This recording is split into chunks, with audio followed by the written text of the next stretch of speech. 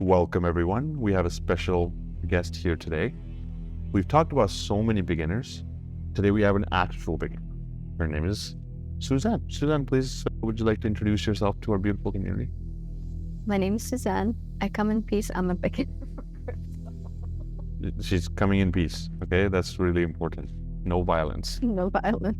So it's really fun because we've talked about a lot of things that beginners should do in this space. Yeah. Today, we're going to go through all of your questions and answers because I'm sure a lot of people are asking those same kind of questions of how to participate in this space. So the stage is yours. Please let me know what we can do to help you get into crypto. All right. Let's start with what's crypto? That's a great question.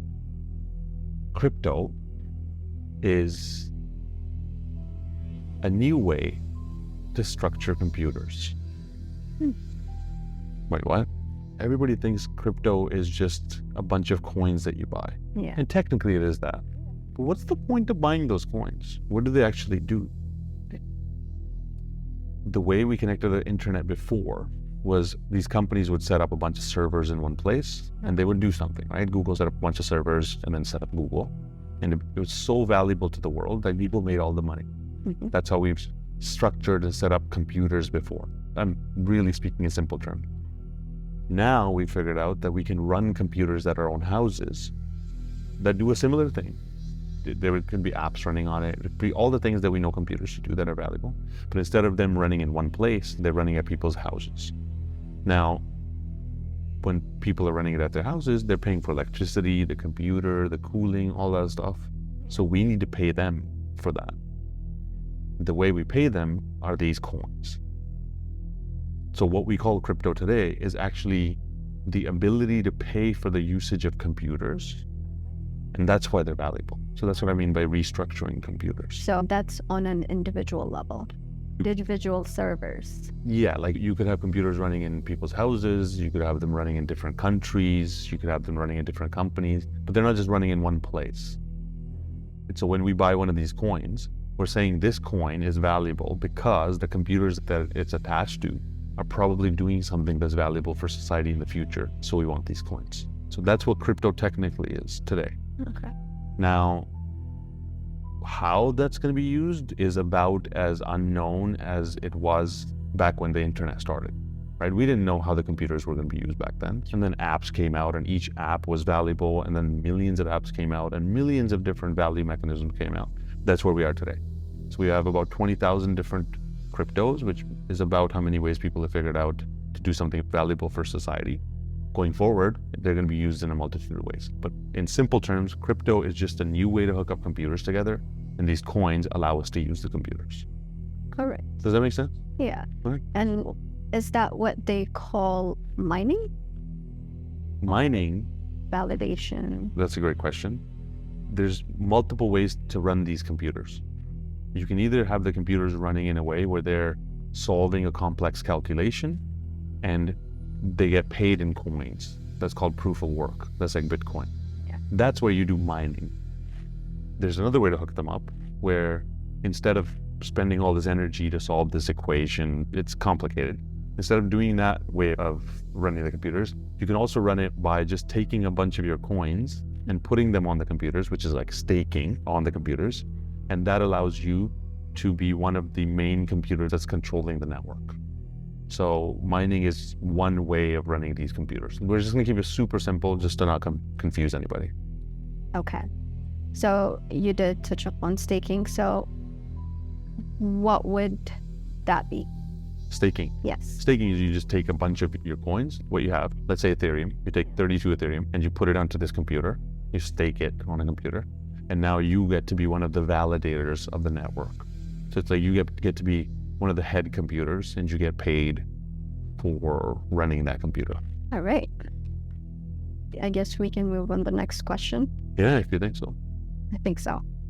Why would someone want to get into crypto this time? Why would somebody want to get into crypto? Because they're crazy.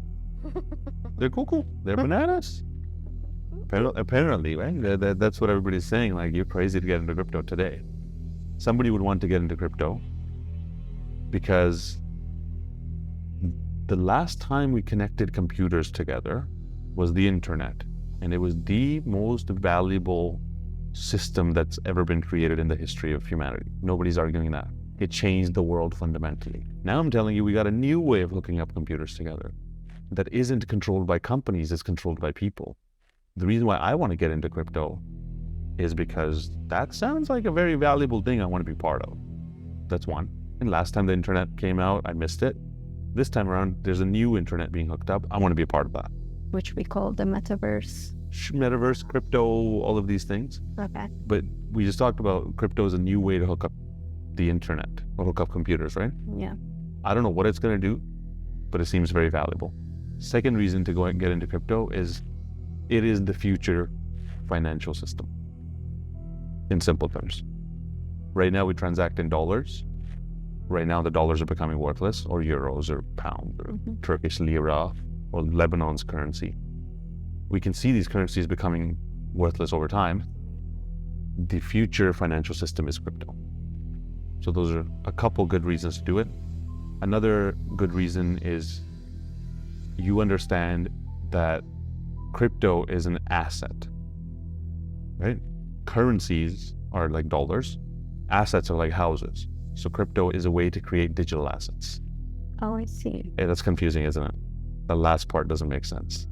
No, crypto by itself is an asset. Yeah. Just like any other assets that you have. Crypto's like owning a house. Calling it a cryptocurrency is a misnomer. But I feel in that field, the fact that people cannot see it, or the fact that it's not tangible, is what scares people to get into crypto. That's a totally fair point. But I'll ask you this. Can you see the money in your bank account? No, It's just numbers on a screen, right? that's true. You can kind of pull out cash, but we don't. So it's the same thing. But what would I have with crypto? If I own crypto, I guess I can pull out cash. Yeah, you can sell the crypto and turn it into cash. Yeah. That's a fair thing for people to fear, as long as they're buying the wrong cryptos, right? Because if I tell you, okay, you're buying this digital thing that's in the digital system, right? Let's talk about apps, because apps are a lot more understandable for people. Okay. Let's say I tell you, you get to own a piece of Tinder as an app. Okay. You're like, oh, well, that's valuable. I want that. Okay. What if I tell you you can own a piece of XYZ shit app that's a scam app? You're like, well, that's worthless. They're both the same. You can see them on a screen, but one is really valuable. One would probably make you a millionaire, and the other one would probably leave you broke. Yeah. Same thing happens in coins. So with crypto, yes, you can't see them the same way you can't see your money, but the good ones are going to be the future of apps. And I believe, like, for cryptocurrency, there are different ways of explaining it, right? It's like the altcoin, the shitcoin. How could they differentiate and know? Yes, now we're getting into the meat and potatoes of it. First of all, altcoins and shitcoins and all this stuff is just a subjective thing. Okay. Everything other than Bitcoin is called an altcoin. But that doesn't really make sense in today's world. That meaning an alternative coin, right, to Bitcoin, because Bitcoin was the first cryptocurrency. That's an old school way of thinking about it. Shitcoins, people just call everything a shitcoin. If somebody doesn't like a coin, they call it a shitcoin. So to answer your question, how do you know it's valuable? Yeah. You answer these two questions. Simple. What does it do? Because for something to be valuable, it has to do something valuable for society. It has to do something that people are willing to pay money to have done. And where's the money coming from? As long as you can answer those two questions, what does it do? It should be something valuable for society, genuinely valuable for society. And where's the money coming from? It should be coming from something that's so valuable that's being done for society that people are willing to pay for it. Let's take an example. Google, what does it do? Delivers information to people. That's crazy valuable. Where's the money coming from? People who are looking for that information. They monetize it and advertise through advertisements and stuff. Google's valuable, right? Shitcoins, or like DeFi shitcoins. Okay, well, what does it do? You probably can't explain it in a sentence because it just won't make sense. It'll be like decentralized, blah, blah, blah, this and that. And you'll just be like, okay, I still don't understand what it does. If you can understand what it does, just don't even buy it. I've been trying. All right? And where's the money coming from? Here's the rule of crypto. If you don't know where the money's coming from, it's coming from you. So now let's run the same thing for Bitcoin. What does Bitcoin do? It allows you to store your money in a place where governments can't take it, and it's a rare place to store your money, kind of like gold. That's valuable, especially in this world where currencies are becoming worthless. Where's the money coming from? From people who want to store their money inside of this digital gold, effectively. Basically from people who believe in the coin and the idea of it, right? Exactly. People who trust it enough to put their money inside. Does it have a backing though? It does have a backing in that it has like $300, $400, $500 billion that have been put into it, right? That's just pure trust from the people in that coin, in that currency. But think about this. If somebody puts $300 billion into a coin, if somebody has that much money, they've really done their due diligence. More than us, right?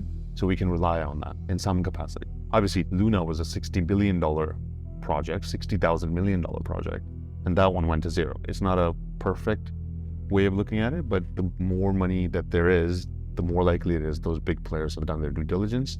And yes, to answer your question, it's all just trust. Bitcoin is just trust.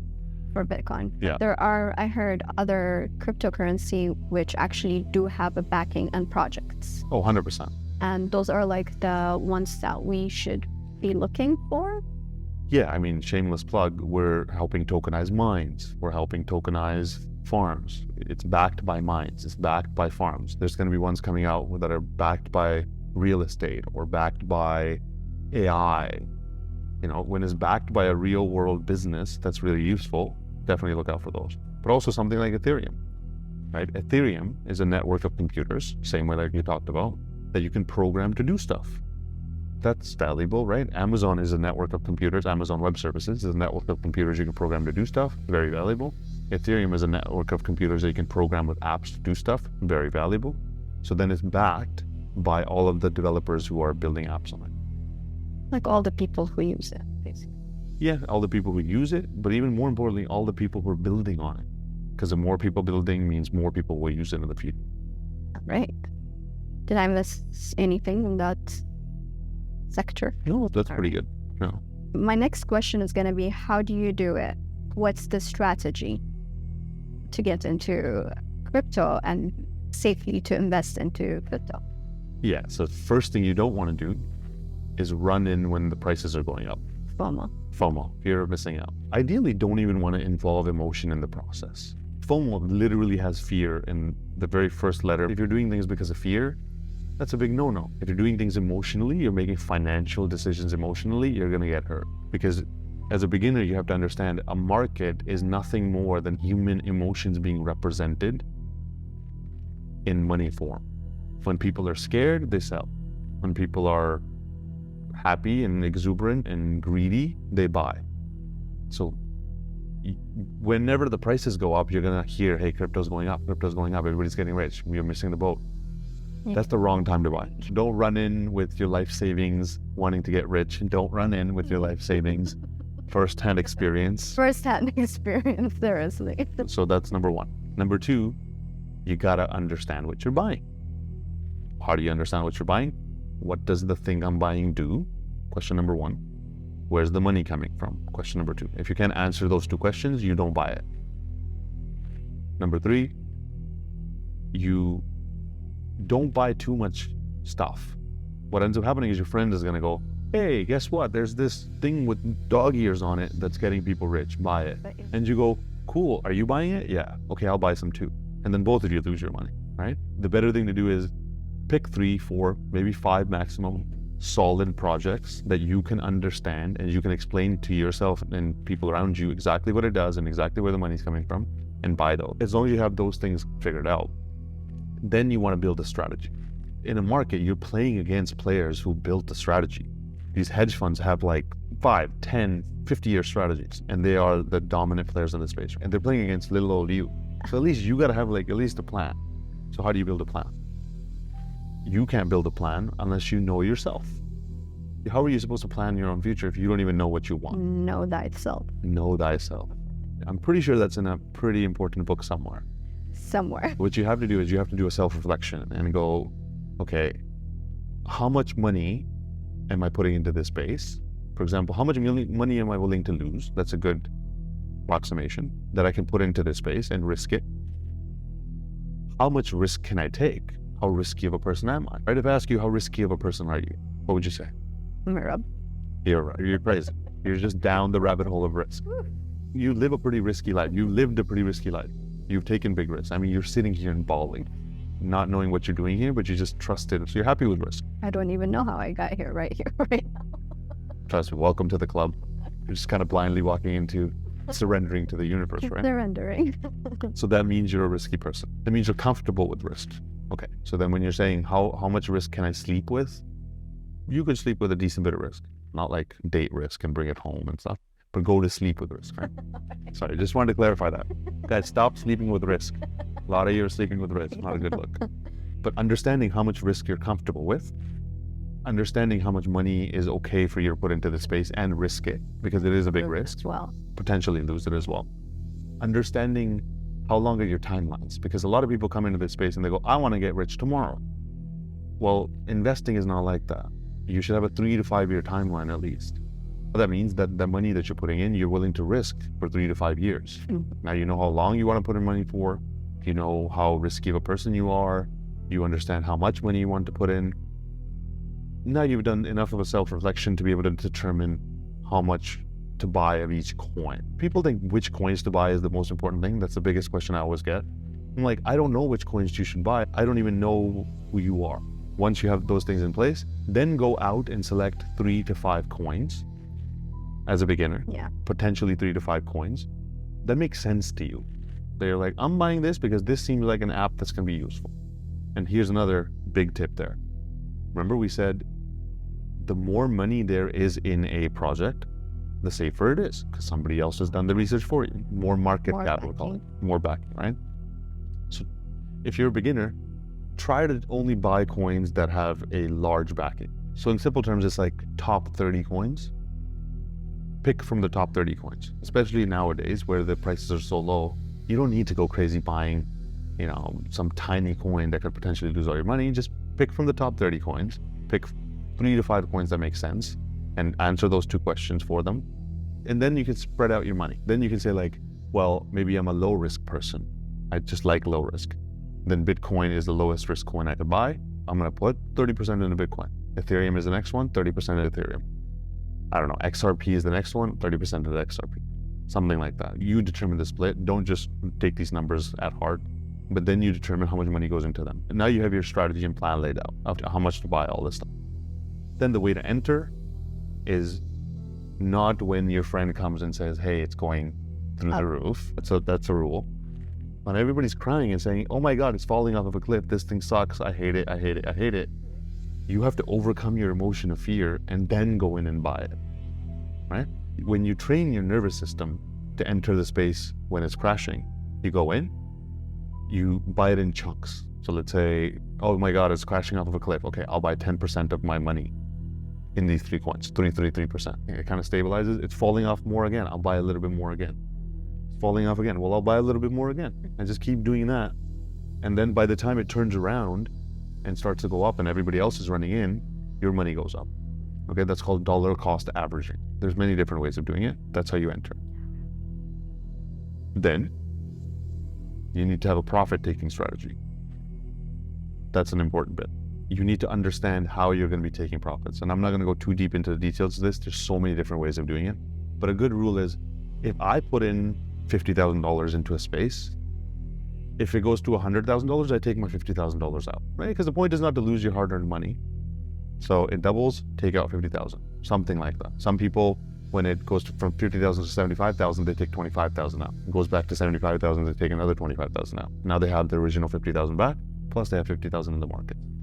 So just look at profit-taking strategies and learn those.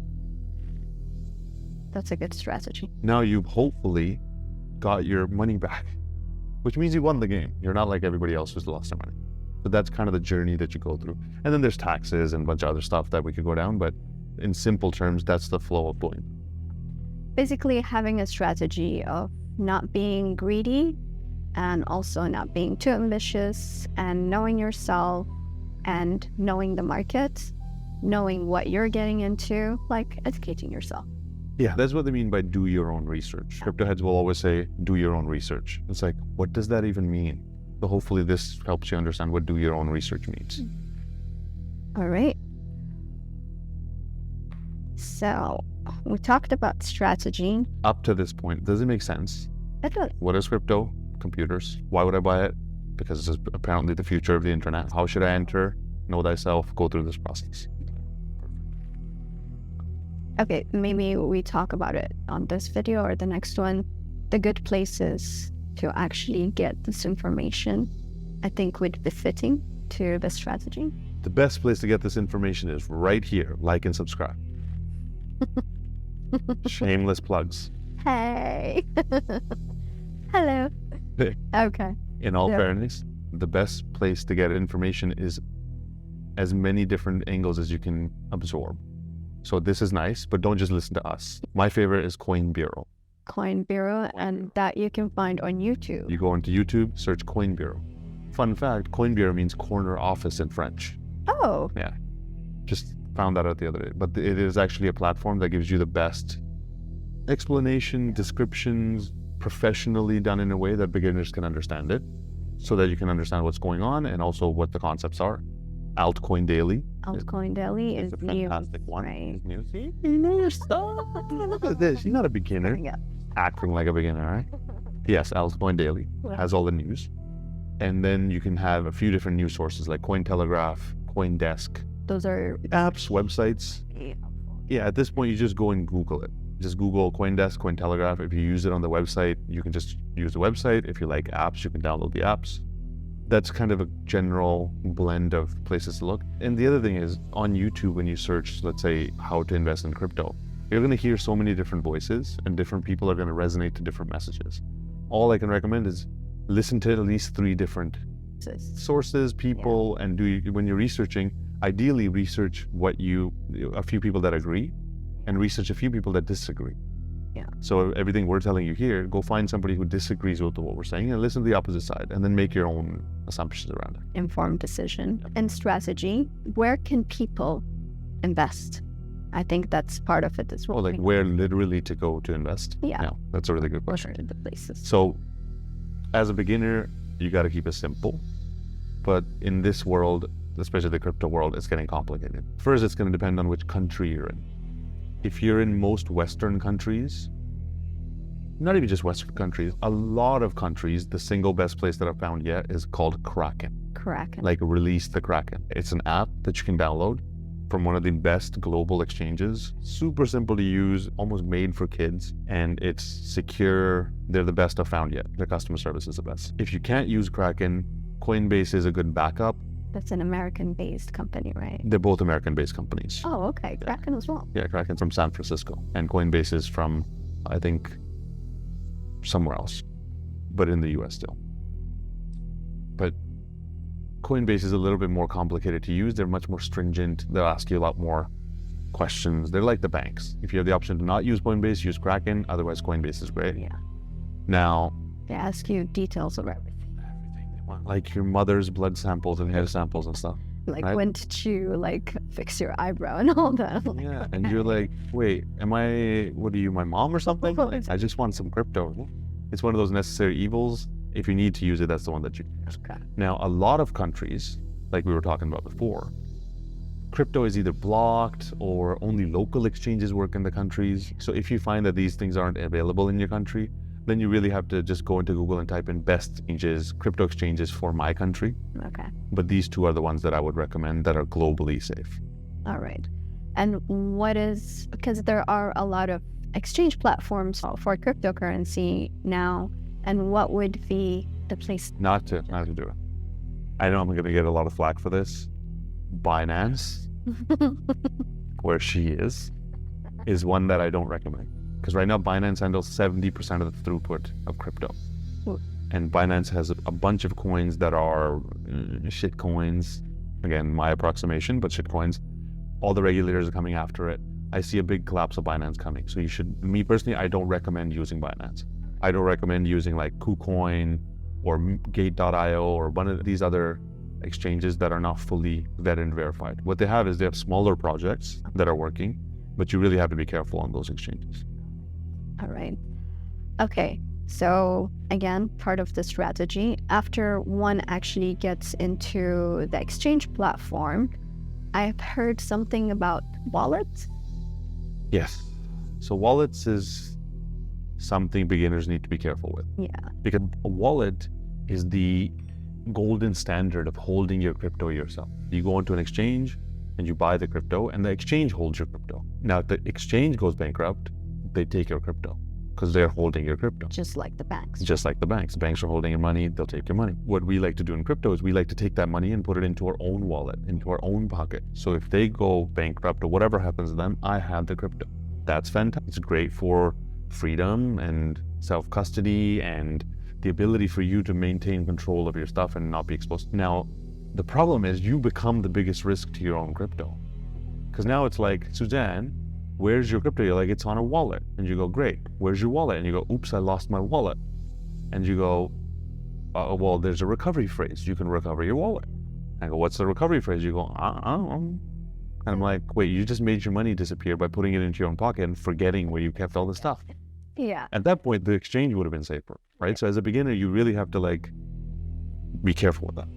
Yes. And I believe there are two types of wallets, right? Cold wallet and soft wallet. Hard wallet, soft wallet, something like that. Cold wallet and hard wallet. Yes. Soft wallet and warm wallet.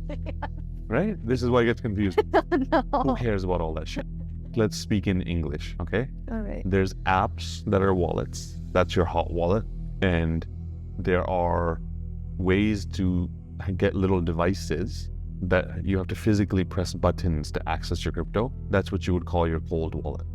Okay? Don't worry about the complexity of what's all this stuff. But they all require phrases that are given, which need to be saved in a very secure place where you cannot forget, because if you do, there's no way of getting password, how you forget your password and you can actually be like, okay, can I get another password for this? That's the thing. With wallets, there's no customer service. There's no forgot your password. There's no oops, I'm sorry. There's nobody to talk to. There's no company. It's just you. If you put it onto a wallet, you got to store your passphrase in at least 2 physical places and at least 2 digital places. Not on your phone, though. Not on your notes. It depends on who you are as a person. Because if you're grandma, and I say grandma, not on your note, and I do all this stuff, and grandma's like, I don't know what you're talking about. What are these squares on the phone? Right? At that point, I'm like, grandma, you should have just left it on the exchange. Okay? Kraken is still safer than grandma. That's where there's a lot of nuance. I mean, the golden standard of doing it is taking your phrases. Let's say it's a 24-word phrase, right? Yeah. You take 23 of the words and you store it in 2 digital places, and 2 physical places, but only 23 of the words. Yeah. You take the 1 word and you memorize it. And you also get your family and your loved ones and your trusted ones to memorize it. Yeah. And then you play the game of what's the word. So now, even if somebody gets to 23 words, they can't get access to the crypto itself. And the people who know the 1 word, they don't have the 23 words. So there's security there. That's the gold standard. If what I just said does not make sense to you, just don't do any of this, okay? Get your money, get your crypto with an exchange, and then when things are falling off of a cliff, at that point, it becomes crucial to actually pull your money off the exchanges. When the market's going up, all the exchanges have money, so nobody's going bankrupt. However, it's good to know about all these terms, especially for beginners, because it was so confusing to me, especially with the wallets. I think it took me maybe 2 months because it was so overwhelming. My head was hurting. So that's the thing. If you're a complete noob, it is the only excuse you have to not use wallets. Once you take any amount of serious money and you put it into crypto, you better learn how to use wallets, or you shouldn't even be in this space. Go back to the banks holding your money and your financial managers managing it, because if you can't handle saving some words, then really think about your ability to enter a space this technical, right? It definitely requires a lot of educating yourself and familiarizing yourself. So this is the big shift that's happening in the crypto world. You need to become self-sufficient. It's all up to you. If you do that, you will become infinitely more powerful. And that knowledge being with you gives you the control and knowledge knowing. It gives you the knowledge that you are making the best decisions for yourself. It's not your financial managers that are making the best decisions for you. Like that. All right. So I think how do you get into it and the strategies and everything which is included under strategy, we've covered it all. So my next question would be, what's the future of crypto? This is my favorite question, right? Because I live this shit. We don't know. Okay. We just hooked up these computers in a new way. It's like the internet was in 1997. We have some ideas around what's going to happen, but we could have never predicted in 1997 what the internet was going to look like today. That's very true. Right? So the true implementation of it, we have no idea. It hasn't even started yet. It's like back when internet was, people were saying, is the internet the A with the circle around it? We're like at that stage. People are like, what's this Bitcoins? I want some Bitcoins, right? But my approximation of what's coming is this is a new way to transfer value in the digital space. The whole world is becoming digital through the metaverse and AR, VR, AI, all this stuff. Everything is becoming digital. In that world, tokenized assets, okay, which means real world stuff broken up into little tokens that you can buy, like real estate, farms, mines, brands, companies, everything in this real world being broken up into little coins that you can invest in. That's called tokenization. That's going to be massive. Okay. That's one. So can you explain, like in very short, what a token is? It's just a coin. A digital coin. A digital coin. Same thing that we're saying is a token is a piece of something valuable. It's a share. A share, like we buy a share of a company because a company does something valuable, we buy a share. Yeah. Like a slice of a cake. Sure. Like I buy shares of Tesla because Tesla does something valuable. I buy tokens of a real estate place because the real estate is being rented or it holds events or whatever. I buy a token of some mines because they dig stuff out and it's valuable. And if I hold a token, I'll get some of that money. So it's a new way of holding a share. Exactly. But it's like the future way of holding a share. Basically, it just means that when you have something tokenized, or when you have, I guess you have to tokenize it before you have a token. And to tokenize it, what does it take to tokenize? What's the concept of tokenization? So let's imagine this hotel. This place makes a lot of money. It's a business. What you would do is you would take this business, you would go to the regulators and say, I want to turn it into a token. And the regulators go, cool, give us the details. And you go, I want to turn it into a token. This token is going to allow people to buy some food at the place here. Or whoever gives us money for this token, invests into this company, we will take some of the money that we make here and we'll pay it back to those people. Okay. So like when sometimes you go to some festivals and they would give you credit, like a launch for topping it with credit or things like that, basically, right? That's the thing. A token can be credit. Okay. It can be a share. Okay. It can be a special access to events. It can be a way for you to show that you're part of a community. It's many things put into one digital thing, right? Right now, to buy a share, you got to go over there. To buy some credits for this place, you got to go over there. You literally can't be part of this community unless you're a shareholder. And to be part of this business, you have to make a ton of money to even be able to buy and invest, which means most people can't invest, which means most people can't be part of whatever amazing thing that this location is doing. Whereas with tokens, you could be sitting on the other side of the world and go, you know what, I want to buy $10 worth of Kempinski. Okay. Now you're a shareholder in Kempinski. You've never been there.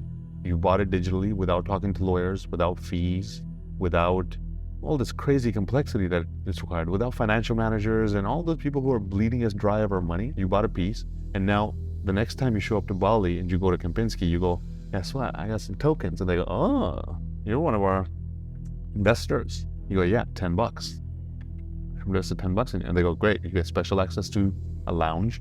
You can get drinks for free, blah, blah, blah, all this kind of stuff, right?